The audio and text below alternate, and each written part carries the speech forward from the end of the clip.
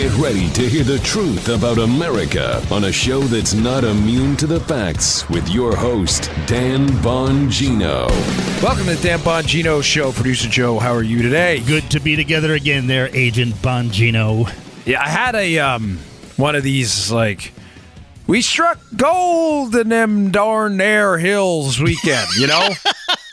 I did. I had, by the way, I got a lot of emails from listeners. Thank you for all your feedback on the tariff show. Like I said, I read them all, and I appreciate all your opinions. You know, this is not a show where I expect you to agree with me on everything. If it was that kind of show, it'd be a phony show. And right. What's the point then? Anybody can lie to you. I'm not going to do that.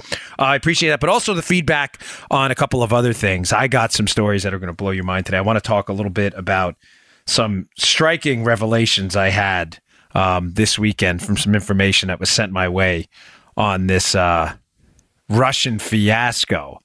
That's interesting. I promise you're going to enjoy this. And also on the Democrats' war on the Electoral College and the reason they're trying to, they're trying to overthrow the constitutional republic through a popular vote mandate. There's a couple of scams they're pulling. All right. Before we get to that, My Patriot Supply, we love these guys. Got to be prepared, folks. In times like these, there are two things that are critical to our liberty and security. The first is self-reliance, the ability to provide. It's American. That's what we're about. The second is a corollary to the first, emergency preparedness, the ability to provide in the worst of times. You got a plan? Do you have a plan?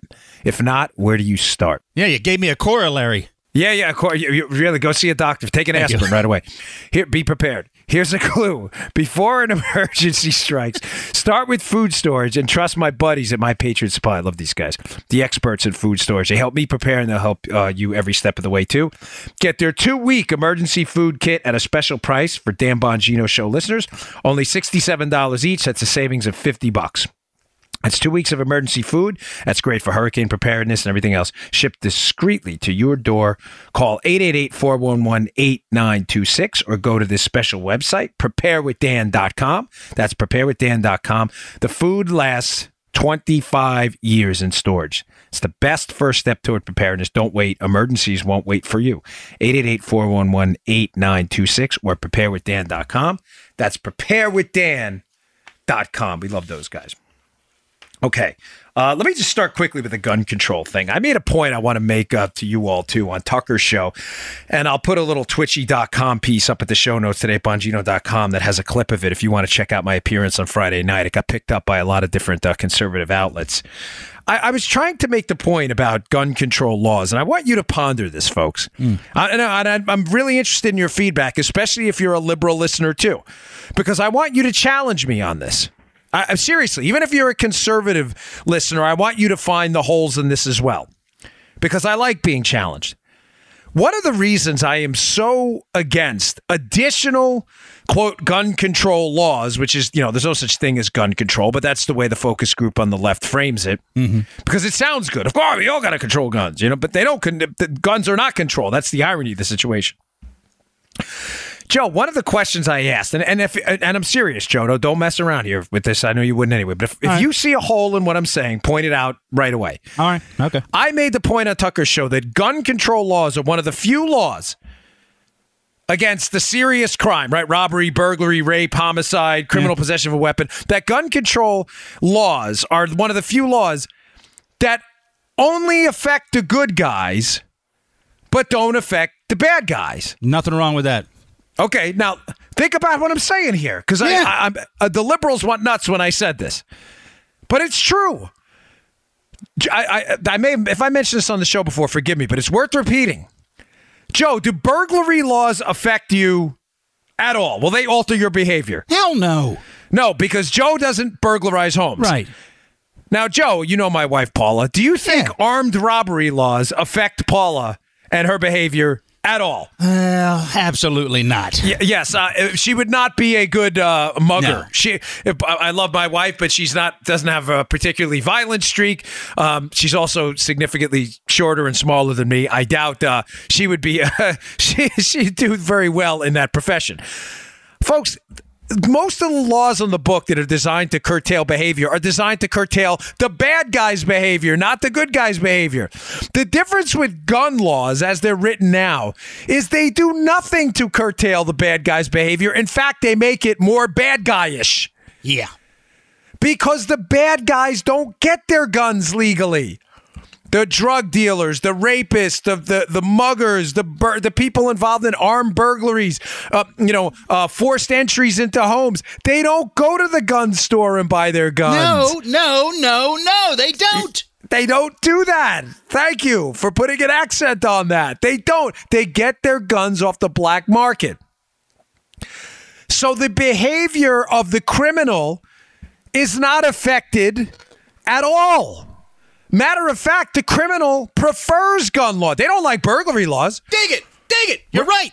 Burglary laws screw them over because if they get caught, they go to jail.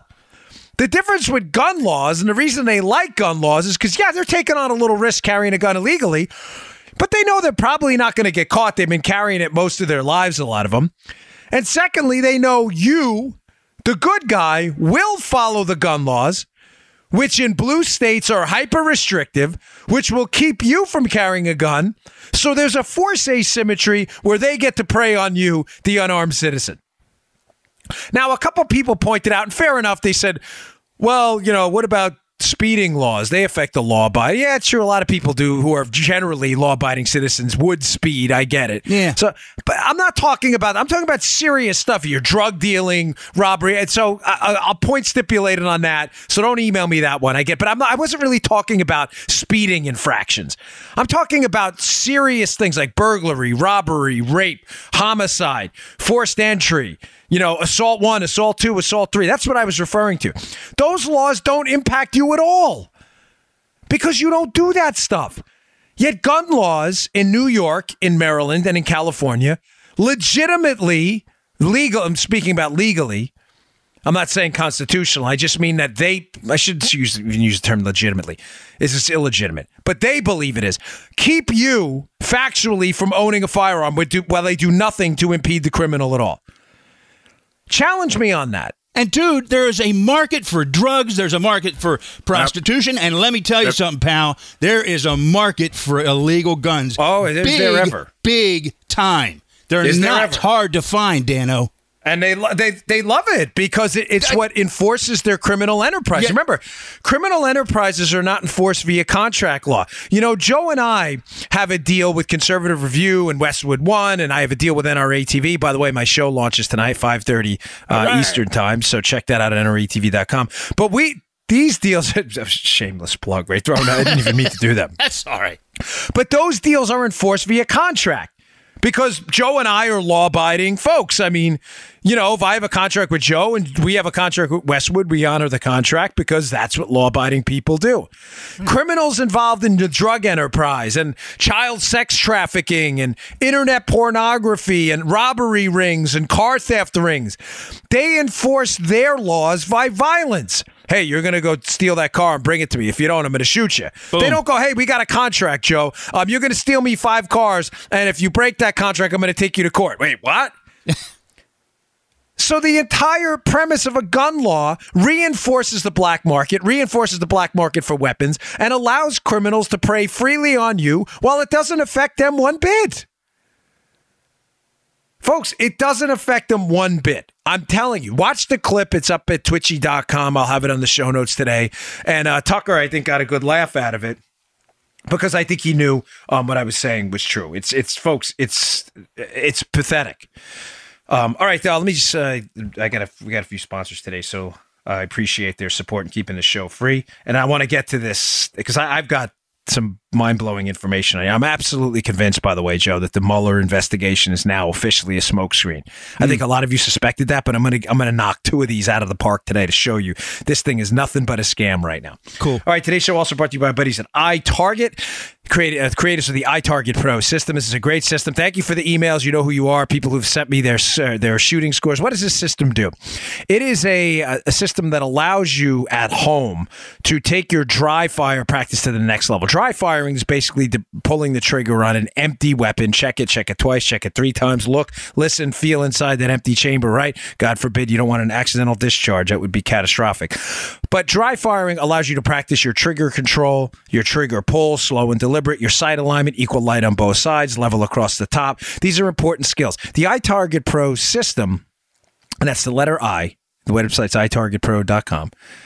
They will send you a laser round. You drop in the firearm you have now. You don't have to make any manipulations. And when you depress the trigger, it emits a laser onto a target they send you. So you know exactly where that round would have went. Obviously, it's a laser round. It's not a real round, obviously. But people send me their scores because you can track them on this phone app. It's a terrific system. My father loves it. People who pick it up never put it down, and it will dramatically increase your accuracy. Anybody can shoot a firearm. The question is, can you fire it accurately? If, God forbid, you're involved in a self-defense situation, can you engage and hit your target? That's what matters. Check it out. It's the letter I, targetpro.com. That's the letter I, targetpro.com, itargetpro.com. Promo code DAN, D-A-N, for 10% off. Promo code Dan for 10% off. Remember, competitive shooters, they dry fire 10 times more than they live fire because that's what matters, folks. Practice that trigger control.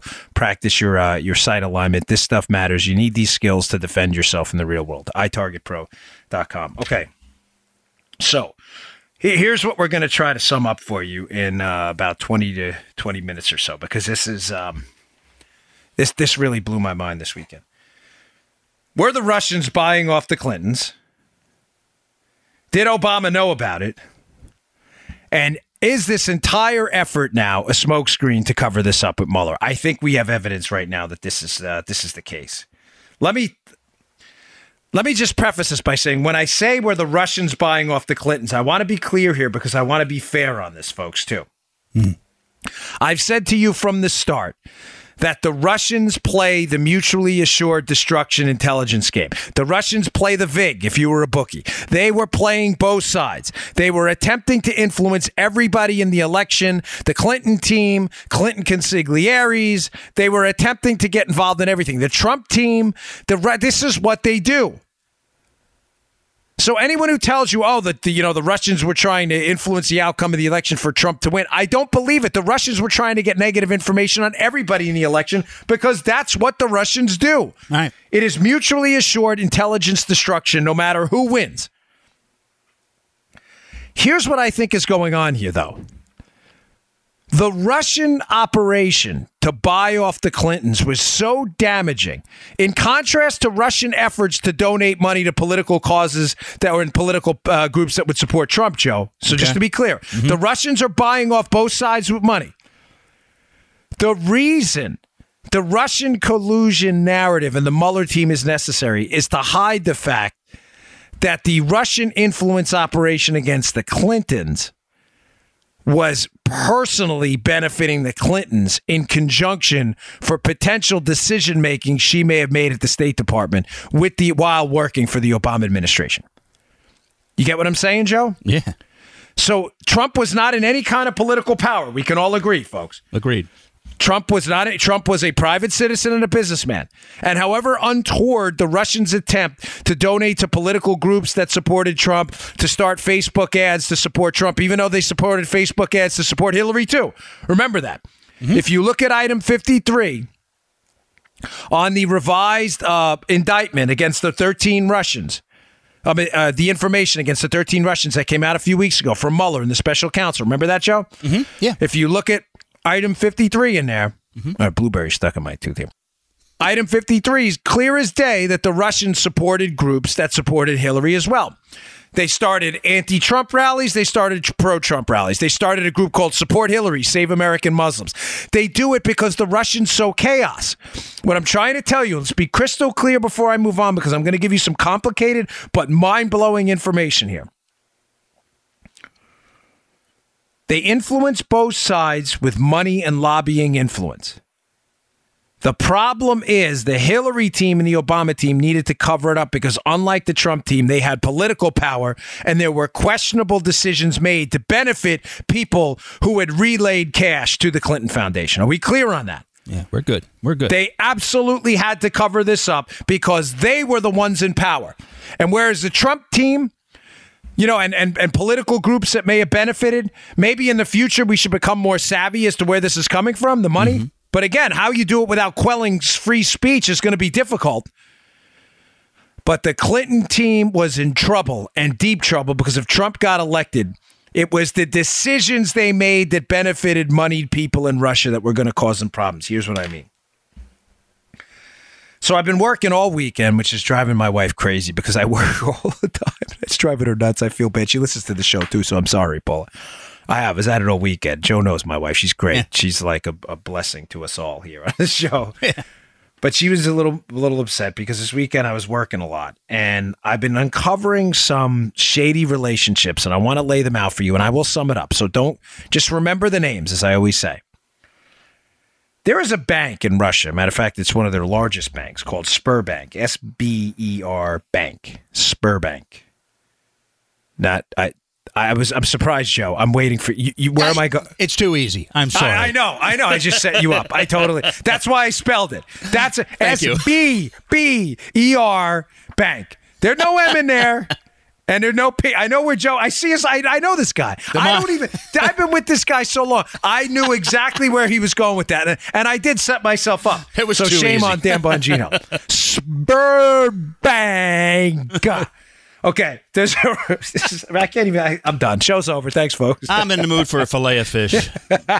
Oh, that's gross. You're disgusting. Yes. You're a beast. Okay, Sberbank. So here's the thing with this Russian bank. It's one of the largest banks, Sberbank. They had a $170,000 lobbying contract with the Podesta Group. Now, what was the Podesta Group? The Podesta Group is a lobbying firm, obviously, run by Tony Podesta, who is the brother to John Podesta, who is Hillary Clinton's right-hand man forever. So just to be clear, one of Russia's largest banks, Sberbank, has this $170,000 contract where they're paying the brother of Clinton's right-hand man, John Podesta, the brother Tony Podesta. Yeah. They're paying him to lobby on their behalf for their interests. Sberbank is involved in a deal between these two Russian oligarchs. Remember the names? You've heard them before. Intimately involved, Sberbank, in this deal between Oleg Deripaska and Viktor Vekselberg. Now, both of these oligarchs are billionaires and enormous players in Russian politics, intimately connected to the Putin machine over there. Deripaska and Vekselberg. Now, for those of you regular listeners, these names sound familiar. Yeah. So again, big bank in Russia, paying the brother of a Clinton consigliere, Podesta, to lobby for them. The same bank is involved with these two Russian oligarchs in a deal for basically, a merger deal involving a metals company. Now, why am I bringing any of this up? Because Deripaska is intimately involved in this entire Russia, Trump, Hillary narrative. How?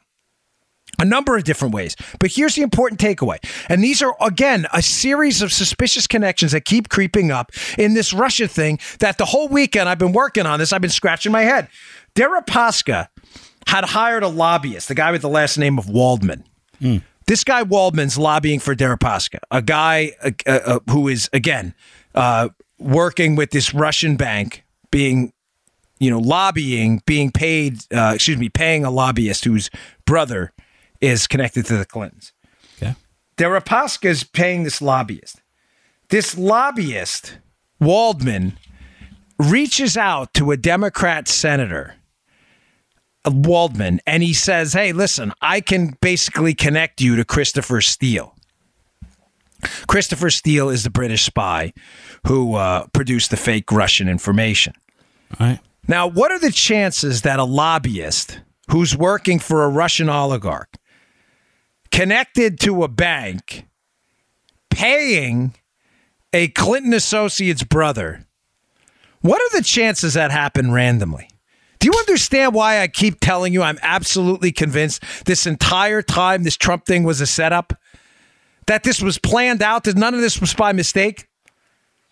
So Deripaska pays this lobbyist woman, who again reaches out to a Democrat senator. This Democrat senator who's connected to Mark Warner from Virginia. This senator, he reaches out to him and says, hey, I can connect you to Christopher Steele and can set up this meeting. Steele, of course, is getting information, he says, from Russian sources about Donald Trump. Did Deripaska have anything to do with that?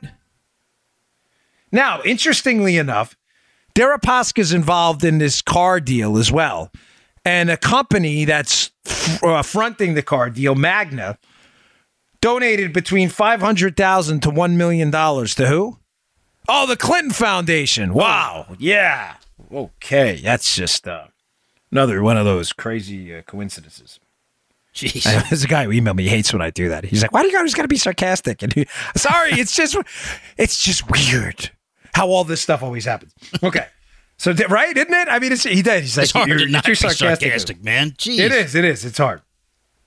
The point I'm trying to make here is there are connections. There are connections between, I'm not even done with the, so we're talking about two oligarchs here, Deripaska and Vexelberg.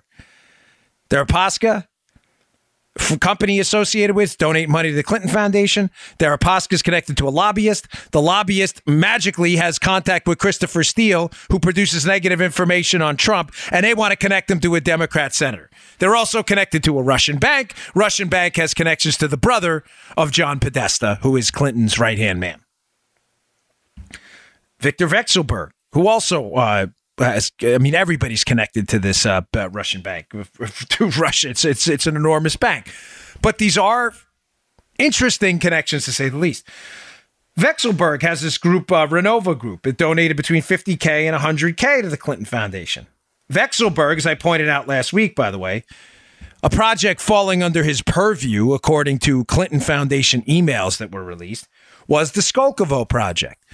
The Skolkovo project was the Russian Silicon Valley project, which the Army and our intel communities acknowledged was just an attempt at espionage to steal trade secrets. And I put a piece in the show notes last week by Diana West showing that the Skolkovo project at Vexelberg fell under his purview, according to Clinton Email Foundation emails, may have been responsible for the development of these deadly continent killer missiles that Putin was just bragging about in an election speech last week.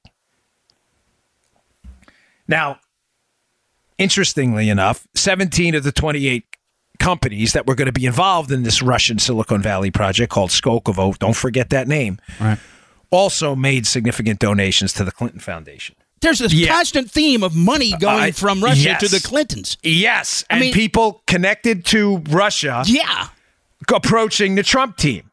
So Vexelberg also is responsible through at least his companies for getting money over to the Clinton Foundation.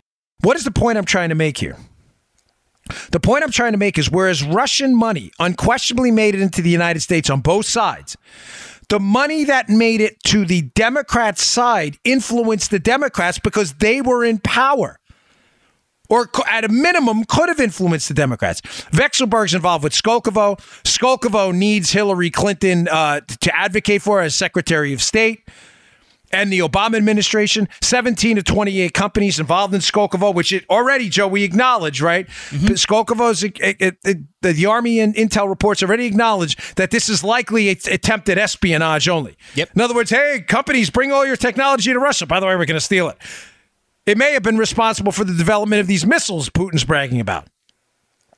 I think the Obama team, I think the Obama administration and the Hillary team knew the entire time that if they lost, that this was going to be disastrous. I also think Russians knew that as well and did not want this information out.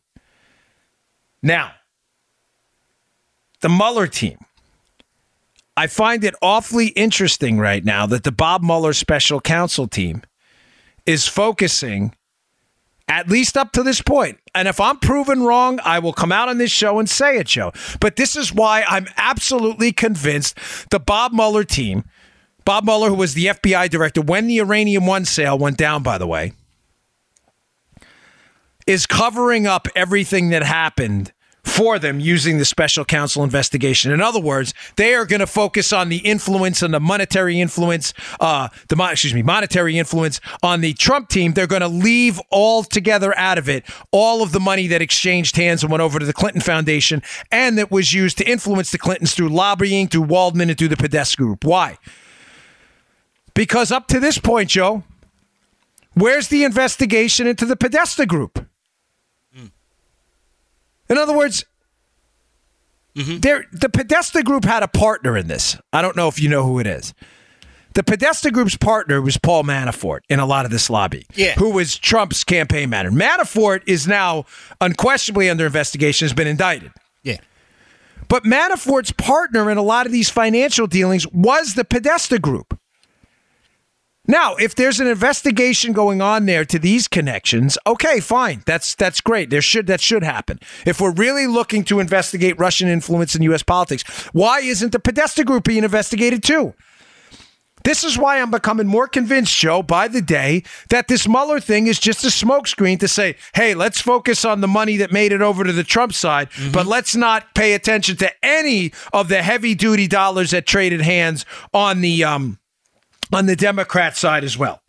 Now, I've got I do another thing that broke this weekend that ties into last week's show. I'm going to get to that in a second because I saw an interesting tweet this weekend. Someone sent it over to me, and I appreciate it. The gist of the tweet was this. Don't you find it odd that the very same law firm, Perkins Coie, that hired CrowdStrike to blame the Russians for hacking the DNC, the very same law firm also hired Fusion GPS to find evidence of collusion between Trump and Russia? Folks, this was a setup the entire time. The Clinton and Obama team knew money had changed hands between the Clinton Foundation, the Podesta Group, money, car deals, aluminum deals, Skolkovo, Spurbank. All of this money is slushing around in the Democrat power centers, the Clinton Foundation. Hillary Clinton's the Secretary of State. The Obama administration's in power. Uranium One's approved. Skolkovo, there's influence operations to get us to transfer our technology to Skolkovo. Hypersonic missiles are developed afterwards. The Army Intelligence Office, outfit itself says, listen, this is a bad deal, Skolkovo. It's an espionage effort. But the companies involved in Skolkovo donate to the Clinton Foundation. They had to hide this. They need a special counsel. But the only way to get a special counsel, Joe, if I lose you, stop me. Only way to get a special counsel is to set the narrative. So the Democrats launder their money through Perkins Coie, a law firm. They don't pay for any of this directly. Perkins Coie also gets money from the Obama for Organizing for America operation, which is Obama's the remnant of his campaign arm. $700,000 goes to them. The Clinton team pays them significant sums of money, Perkins Coie. This very same law firm needs to blame the Russians. So they hire they don't let the FBI come in and analyze the so-called DNC hack. And I say so-called because there's no evidence so far convincing me or anyone else in law enforcement or former law enforcement that DNC was in fact hacked. We know Podesta was caught up in a phishing scheme, and no one has produced evidence that the DNC was hacked. Why? Because the FBI's never looked at the computers. They won't let them in. The DNC won't even let BuzzFeed in now in response to a lawsuit. BuzzFeed wants to see the evidence too, to protect itself because they're being sued for publicizing the dossier. Why won't the DNC let them in? They needed a special counsel. Please follow me, folks. To get a special counsel, they needed a story. To get a story, they had to invent one.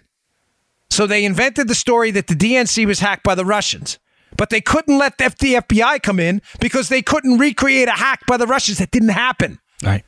The FBI is not going to play that game. Listen, the FBI has a lot of problems, okay? They were not going to play that game. So what do? Perkins Coie, the law firm that's intimately involved with Organizing for America, the Obama former campaign arm, the DNC and Hillary Clinton, hires CrowdStrike. What's CrowdStrike? CrowdStrike's founder, this guy Alperovich, sits on the Atlantic Council. The Atlantic Council, who else sits on the Atlantic Council? Evelyn Farkas. The same assistant, was a deputy secretary of defense who went on MSNBC. We played the audio 1,000 times after the election and basically said, hey, the Trump team didn't know how we had all this information about them in Russia. But, we had to let people on the Hill know. Yeah. CrowdStrike's founder sits on this Atlantic Council board with her. And who founded CrowdStrike, by the way? A guy named Victor Pinchuk, who's donated substantial sums of money to who? The Clinton Foundation. They needed a story. They needed a special counsel because they knew money had exchanged hands on both sides. They knew they could dirty up the Trump team with a special counsel as long as they had a story. Right. They knew the money on the Democrat side was going to be ugly. They knew they had to hide it. The way to hide it is to get a special counsel and get a lead special counsel investigator who, by the way, is not clean on this.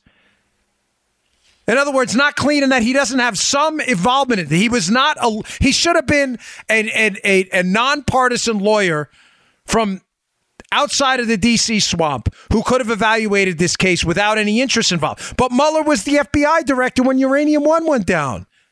There was no way Mueller could be impartial. They needed someone to sweep this under the rug. And by sweeping it under the rug, I mean focus exclusively on Russian collusion that didn't happen. Therefore, people don't pay attention to the collusion that did happen between the Democrats and the Russians. So they hires CrowdStrike to come in and say, hey, fellas, wink, wink, nod, nod. We're going to need a story here. We're going to need a story. I mean, can we say the Russians hacked it? The Russians hacked the DNC. Well, did they? They may have. Nobody knows. The FBI never looked at it. But it's just awfully interesting that CrowdStrike's owned by a guy that sits on this Atlantic Council with the same woman from the Obama administration that went on MSNBC basically talking about how they had all this information on the Russians and Trump and spread it around at Capitol Hill, potentially violating the law by leaking it. Pretty amazing how that happens. And how the founder of CrowdStrike is a big Clinton Foundation donor. So the same law firm, Joe, that sets it up and says, hey, CrowdStrike, come in here. You're going to analyze the computers. Mm-hmm. CrowdStrike conveniently comes out and goes, oh, the Russians did it. Is also the same law firm that hires Fusion GPS, who then mysteriously, air quotes, finds information on Trump colluding with the Russians through Christopher Steele and the dossier. Steele, by the way, who's connected to a lobbyist, who's connected to a Russian oligarch, who also at one point tried to influence the political process through donations to the Clinton Foundation. Let me ask you the question I started off with again. Were the Russians buying off the Clintons? Did Obama know about it? And did they cover it up?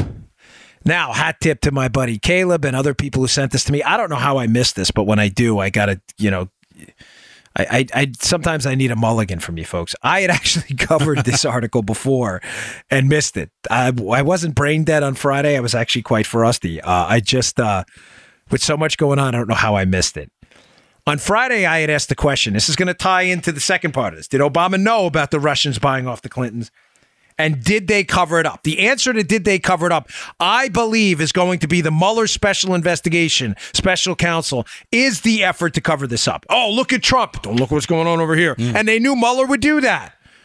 I've got more evidence for that in a second. But covering part two of this, did Obama know about it? I had said to you on Friday while covering the new revelations about the Loretta Lynch emails and how she was using a fake name as the Attorney General, Elizabeth Carlisle. She was using a DOJ account, but a fake name. And how the Obama administration has been caught by this multiple times. The EPA administrator, Lisa Jackson, had the Richard Windsor account at EPA. They were using fake names. They were using fake names to avoid FOIA requests, Freedom of Information Act requests. Because if I get a Freedom of Information Act request for Joe Armacost emails, and he works at the Secret Service, and Joe's using a fake name, Tony Bag of Donuts, I'm not going to find emails about Joe Armacost because he's emailing as Tony Bag of Donuts. Yeah. And I had said to you on Friday, as I've been repeatedly saying, the key to this whole thing is going to be discovering what Obama's involvement via electronic mail, email, messaging, not through non-traditional mail, obviously. It's going to be that footprint, that data footprint, that is going to implicate potentially the Obama team and Obama himself in all of this. Obama has claimed a presidential communications privilege to avoid those emails being exposed. We haven't seen them yet, but we know others have. Right. I'm going to put a piece from Politico in the show notes today. Please read it about Obama's fake email account. Again, how I missed it, I'm not sure, but shame on me. Read the piece of Politico. It's an older piece. I have other right-leaning sources. I'd rather you read this one because why, Joe? It entirely refutes the left-leaning argument that, you guys are conspiracy theorists. Really? Is Politico, a left-leaning? I'm just going to include the Politico piece to knock out any BS from jokers on the left who think I'm making this up. Challenge Politico to rescind their piece then. The Politico piece is about Obama using a fake name on emails to communicate with Hillary Clinton. And apparently during an FBI interview, Huma Abedin, another Clinton consigliere, is shown one of these emails and informed that it is in fact Barack Obama. I don't know what the pseudonym was. Joe Smith, who knows? But Huma Abedin feigned surprise, Joe. Oh my gosh, this is Obama. This should be classified. I'm not so sure Huma didn't know who that was. Why am I telling you any of this? Because now that we can establish there were a series, meaning more than one, right?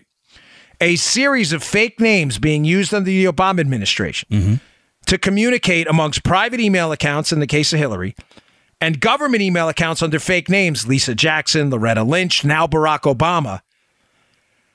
I strongly believe that those emails from Hillary to Obama may have some mention of the involvement of Perkins Coie, the law firm, the very same law firm, by the way, that received money from Organizing for America, the Obama campaign arm, or what was left of it, from the DNC, from Hillary, and the same law firm that hired CrowdStrike to magically think up this Russian hack information on the DNC, and who also hired Fusion GPS to find evidence of collusion. Until we see the Obama emails. Matter of fact, you know what? I'll just read to you just quickly from this Politico piece. This is cool. In an April 5th, 2016 interview with the FBI, Huma Abedin was shown an email exchange between Clinton and Obama, but the longtime Clinton aide did not recognize the name of the sender. Are we sure about that? Once informed that the sender's name is believed to be a pseudonym used by the president, Abedin exclaimed, "How is this not classified?" the report says. Abedin then expressed her amazement at the president's use of a pseudonym and asked if she can have a copy of the email. The State Department has refused to make public that and other emails Clinton exchanged with Obama. Lawyers have cited the presidential communications privilege, a variation of executive privilege, in order to withhold the messages under the Freedom of Information Act. Now, why the heck would they do that? Because if they claim executive privilege, folks, they have to acknowledge that the information was in fact classified and that Barack Obama was exchanging classified information with Hillary Clinton over a private email server, and he must have knew about it because the email he was sending the information to was not a state.gov one. Ew. Folks, this thing is so ugly. And again, my sincere apologies because I have a lot of respect for the audience and I listen to your feedback. I take it all into account. I appreciate the thoughtful emails. And by the way, I really appreciate the people who disagree with me and do it. And some people disagree and just get nasty. And there's no reason for that. I mean, I really mean it. I really appreciate your emails. I like to be challenged. Matter of fact, there were a lot of good people who challenged me on the tariffs on Friday. Some had some good points, but, some were just like, you're a jerk. You don't know what you're talking about. All right, whatever. I'm sorry. I mean, I appreciate you being here. And you know what? That's the price of admission. You can call me a jerk. The show's free. Whatever. But I appreciate that. And I'm sorry for keep constantly going back. But this case is so dirty that the more information creeps up on it, the more I'm absolutely 100,000% convinced that the special counsel is a smokescreen to avoid all of this coming out. That's why they don't want to give this up, despite the fact, Joe, that I saw polling this weekend that showed that the Trump-Russian collusion fake news story, on voter concerns was like, I don't even know what it was, 19 out of 20? Yeah, it was pretty low. I saw it too. So you have to say to yourself, Democrats, folks, they are smart politically. Don't believe me. You may be wrong politically, which they are, but don't for a second think they're stupid. They are not. The Democrats know exactly what they're doing, okay? The Democrats, you have to ask yourself, why the hell are the Democrats still painfully sticking to this Trump-Russia story, despite the fact that they know voters don't care anymore? Because, folks, the Mueller thing is a smokescreen. And the minute the smoke dissipates and the Clinton-Obama-Russia connections I told you about, Sberbank, Skolkovo, Deripaska, Vexelberg, all of the money that exchanged hands to influence them in exchange for decisions. That's important, or else why hire a lobbyist, Joe, right? Yeah. By the way, the same lobbyist who has a connection to Christopher Steele, who generated negative information on Trump. Once that smoke clears and that comes up, they're finished. They're not going to be able to run. They need the smoke screen. Now, here's the reason I'm talking about this again. Something else happened this weekend, and I answered one of my own questions, which I always love. Oh, here we go. Getting texts all this happens during the show. People text me all the time. Can you do this? Can you do that? No, I can't do it my show. You know that. Before I get to that, though, something happened this weekend, and I really want you to understand how deep this goes. It involves a meeting, and a meeting I asked the audience a question on with the United Arab Emirates and the Trump team. Now things are starting to make sense. Something broke this weekend. All right, today's show also brought to you by our buddies at Filter By. We love Filter By. Folks, this is a great company. Appreciate them. They create some of America's best filters right here in America, air filters. Hey, there's a lot of people out there screaming, yell on social media about the environment and how the industry is polluting the air and destroying the planet. But most of them probably haven't changed their air filter since it was installed. It's probably black, and it's not charcoal. It was supposed to be a white filter, and it's all black with dust. It's a simple thing, and you can make a huge difference in the air you breathe at home. I spend a lot of time at home, so it's important for me. Visit my friends at Filter By, America's leading provider of HVAC filters for homes and small businesses. They carry over 600, as my electrician brother would say, 600 different filter sizes, including custom options, all shipped free within 24 hours. And they're manufactured right here in the great, grand old USA. Good job, Filter By. Filter By offers a multitude of MERV options, all the way up to hospital grade. So you'll be removing dangerous pollen, mold, dust, and other allergy-aggravating pollution while maximizing the efficiency of your system. Right now, you can save 5% when you set up auto delivery, and you'll never have to think about air filters again. That's the way to do it, because I always forget to change them. Save money. Save time. Breathe better with filterby.com. That's filterbuy.com. Sound like a cheerleader. BUY.com. Filterby.com. Filterby.com. Check them out. All right. Thanks, folks. Okay. So here's what broke this weekend. I had asked last week about this meeting. Do you remember this, Joe? I had said, I'm confused about this, and I like to crowdsource with my audience because I don't, unlike some others in the industry who claim to know I don't. I think I have a good body of evidence and some good sourcing on what happened here, but I'm confused about something. So it's pretty clear to me that November, right after the election, Trump's the president-elect, Obama's still the president. I've told you before about Mike Rogers, the NSA, head of the NSA. He goes up to Trump Tower about 10 days after the election, and he briefs Trump. I'm convinced in that briefing, he gives Trump a warning in some fashion about the spying operation that's been going on him the entire time and his team. And I believe he thinks there's some improprieties in it. Why? Because right after that meeting, the Obama team re-ups their calls for Rogers to step down, which is bizarre. Obama's leaving office in a couple months. Why the hell does he care if Rogers steps down or not? It's just bizarre that he makes a point to go after Rogers, and so do other people in the D.C. swamp who are affiliated at a high level with the Obama team. So if Rogers did in fact tell Trump that there was a spying operation going on, it's interesting that the next day Trump evacuates Trump Tower and goes up to Bedminster to hold his meetings up there. Now, I want to be clear on this, having been involved in government surveillance officially, not like the Obama team, which did it under the guise of it being official. There were not physical bugs, I don't believe, in Trump Tower, nor were there alligator clips on the lines going into Trump Tower. The surveillance, it doesn't work that way anymore, folks. These surveillance works on transatlantic cables. Basically, if the government wants to find your communications, they don't need to go to your house and put an alligator clip on your phone line, okay? Just to be crystal clear. They don't need to do any of that. They basically just need to go to a FISA court and get a warrant, or in some cases, just go to a criminal court and get a warrant. It's not hard. But it is interesting that they left Trump Tower, and I've speculated often, sometimes on the show, sometimes not, in various forms, because I've been thinking this through, as to why they would decamp Trump Tower. Because it's clear, like I said, Joe, that there weren't bugs in the walls, and there weren't specific phone lines in that place that were tapped. Everything's tapped. It's the way it works. The communications coming in and out of the country and all over can be tapped by the NSA.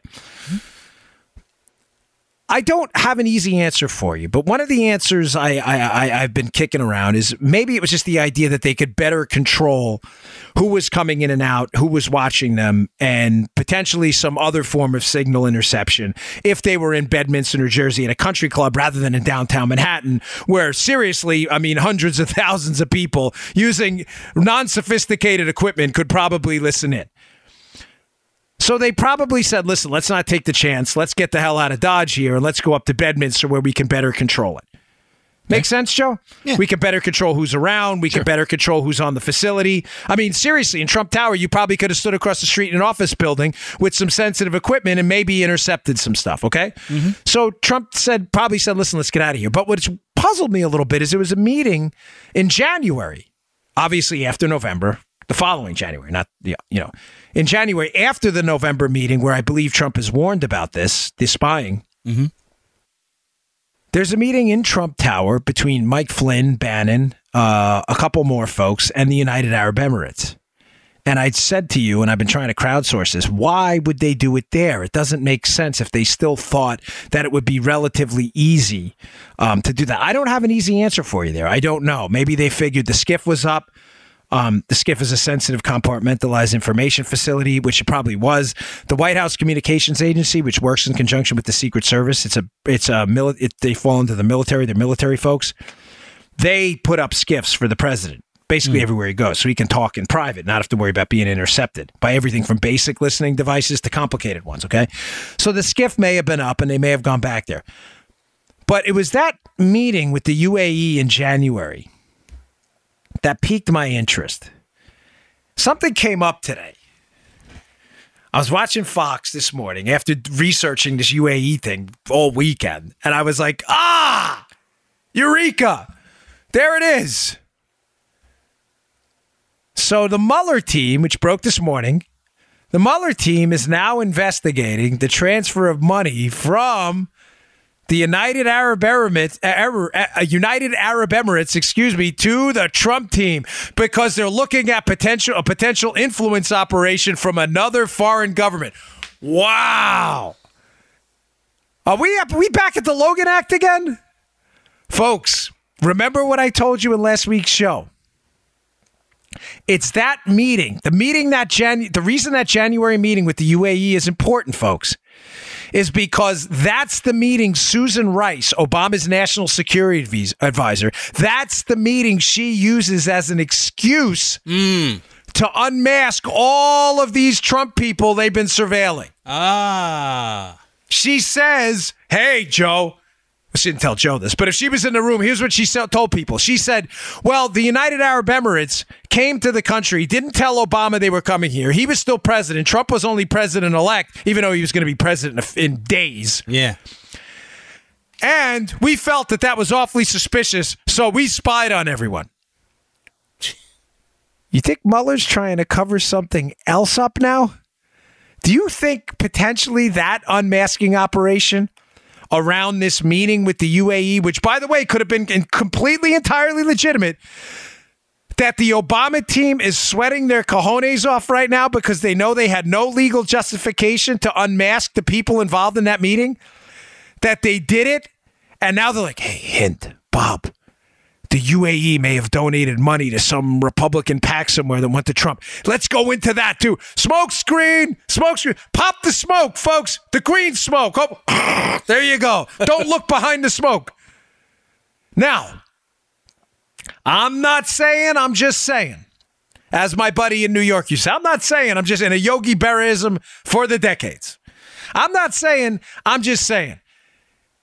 If Mueller is going to use, again, the Logan Act here as a premise for opening this part of the investigation into this meeting, ladies and gentlemen, we got a serious problem. We have a special counsel that is entirely rogue and out of control. Now, why would I say that? Because remember, the Logan Act was the entire operating principle the Obama administration used to target Mike Flynn. The Logan Act, which says private citizens can't intervene with foreign governments, in official matters, basically. Right. It's not, the Logan Act is not serious. It's only serious when the Democrats need to target Republicans. Nobody in the history of the United States has ever been prosecuted using the Logan Act. It is questionably constitutional at best. Folks, it has never been taken seriously ever. It is the jaywalking of federal crimes, but people have actually been convicted of jaywalking, I'm sure. So it's even worse because nobody has ever been convicted of the Logan Act. I can't say this enough. If the Logan Act was real, Jimmy Carter would be in jail. Dennis Rodman would be in jail for going to North Korea. The list goes on and on. Jesse Jackson would be in jail. Jane Fonda would be in jail for going to Vietnam. Yep. The Logan Act is not serious. It's a farcical law. But they needed an excuse to target Flynn and the Trump team. So when Flynn had the call with the Russian ambassador and couldn't accurately remember the conversation for reasons I've already described in prior shows, there was nothing wrong with that. But in order to interview Flynn and to set him up for a false statements charge, they needed a reason to interview him. And the reason was going to be the Logan Act. I'm suggesting to you now that Logan Act was a smokescreen because they wanted to hammer Mike Flynn, because they needed a scalp to collect on the Trump team. I'm suggesting to you now that on this UAE thing, that this is going to come up again now, and that the entire premise behind Mueller looking into the United Arab Emirates and their money into the United States is not going to be to operate on the premise that they influenced the Trump team or didn't influence the Trump team. It is going to be another Logan Act thing. Look, they met with Flynn. What did they talk about at that meeting? That's why the Rice and Obama team unmasked and basically spied on the Trump team. Folks, everything here is a smokescreen the whole time.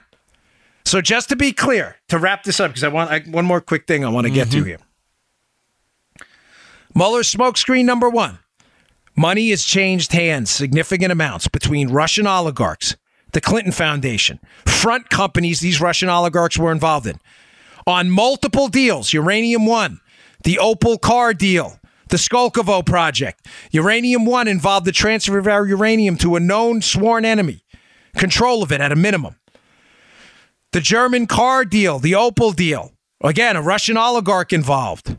The Skolkovo project, our own intelligence communities acknowledged it was a Russian espionage effort. The Clintons were involved in all of this, and the players gave them money.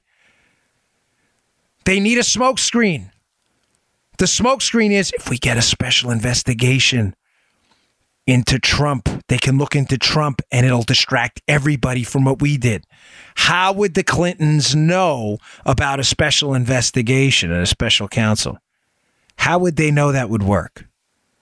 Because they were the subject of a special investigation to the independent counsel as well. They know exactly how damaging it can be, exactly how it can get off track, and exactly how it can take up the entire national attention span. Remember Monica Lewinsky and Kenneth Starr. That was not an investigation into Monica Lewinsky. That was an investigation into the Whitewater land deal that morphed into 5 or 6 different things. The Clintons have firsthand experience of how a special investigation could be a smokescreen for Trump, for them